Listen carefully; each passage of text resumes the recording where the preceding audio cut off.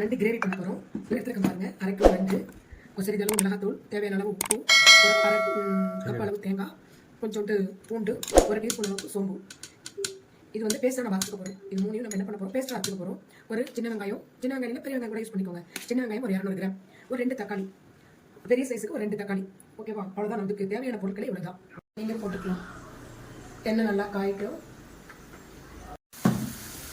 அளவுக்கு தேவையான அளவுக்கு பூண்டு, ஓகேங்களா? 2வது சிறிதளவு தேங்காய். இதை வந்து நம்ம பேஸ்ட் பண்ணிக்க போகிறோம். இதை வந்து நம்ம பேஸ்ட்டாக அரைச்சி எடுத்துகிட்டு வந்துக்க போகிறோம். ஆல்ரெடி ஊற்றிட்டேன், ஏன்னா மண் சட்டி ரொம்ப லேட் ஆகும், டைம் வேஸ்ட் எடுக்கும்போதுனால நான் ஊற்றி சூடு பண்ணி வச்சுக்கிட்டேன். சட்டி இது நல்லா எண்ணெய் நல்லா காஞ்ச உடனே 200 கிராம் வெங்காயத்தை ஃபஸ்ட்டு நம்ம அதை ஆட் பண்ணுறோம். அப்படியே கையில் தெரிக்கும். உடனே உடனே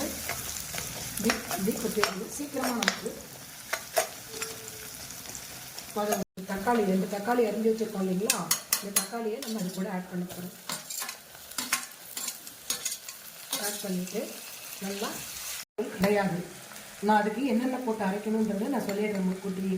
1/2 கிலோ நீட்டு மிளகாய், 1 கிலோ மல்லி, ஒரு 50 ஜீரகம், 50 சோம்பு, 50 மஞ்சள், மிளகு ஒரு 50. சோம்பு வேணால் நீங்கள் குறைச்சிக்கோங்க, அந்த ஸ்மெல் எல்லாருக்குமே பிடிக்காது.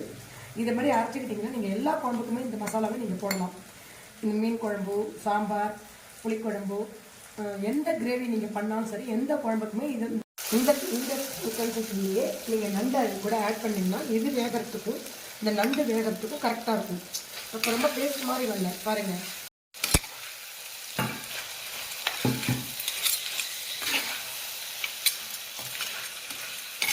க்ளீன் பண்ணி வச்சுருக்கிறேன். ஆடை நம்ம நண்டையும் போட்டுட்டு தேவையான ஆட் பண்ணிக்கோங்க. 10 நிமிஷத்துக்கு நண்டு குழம்பு ரெடி ஆகிடுச்சு. நண்டு கிரேவி, நண்டு குழம்பாகவும் வச்சுக்கலாம்.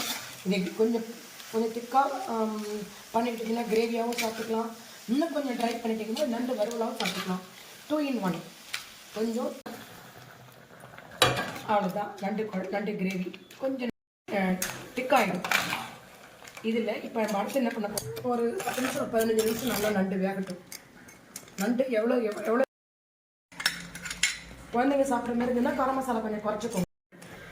இது அப்படியே கறிவேப்பிலை ஆட் பண்ணியாச்சு.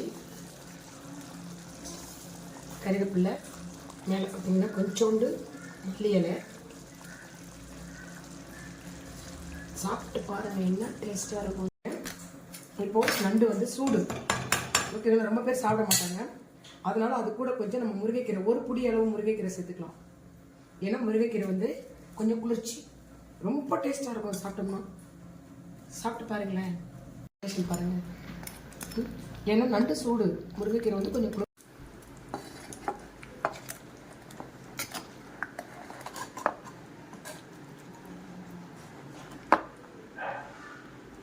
என்ன டேஸ்ட்டாக இருக்குது பாருங்கள் நண்டு கிரேவி.